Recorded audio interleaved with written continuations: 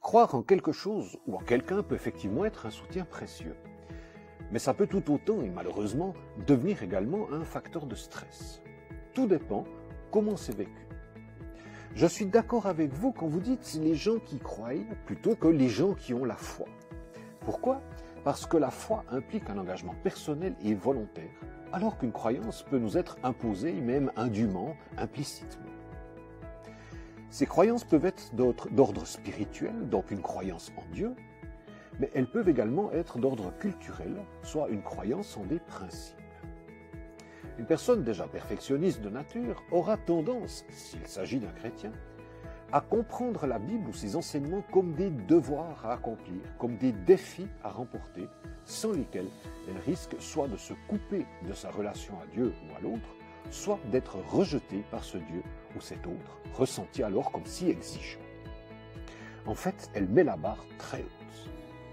C'est ce que j'appelle un système de croyances stressantes. Dans le domaine des croyances culturelles et sociales, nous pourrions citer, par exemple, un garçon doit être fort, il ne doit pas pleurer, il doit supporter la souffrance.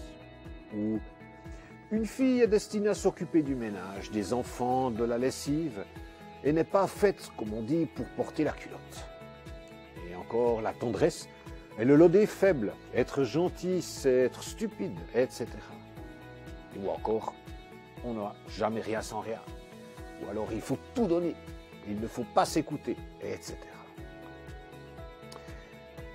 Le domaine des croyances influence tous les autres domaines, comme celui de la santé, de la personnalité, du travail ou des relations sociales.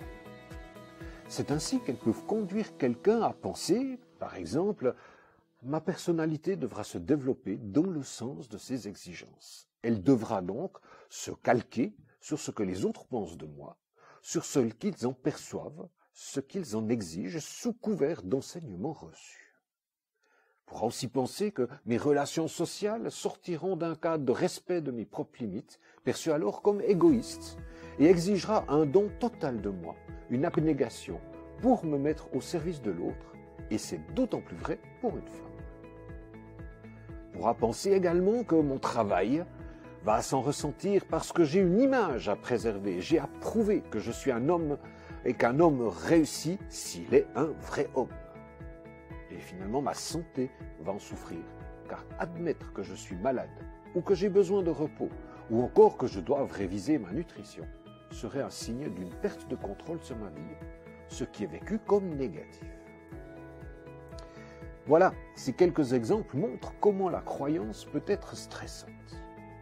Mais rassurez-vous, elle peut également être un excellent soutien, car toute croyance peut être corrigée, modifiée, ramenée à sa juste place, pour qu'elle devienne un appui, un encouragement, un élément constructif qui vous aide à trouver votre identité, votre personnalité, votre juste place dans ce monde.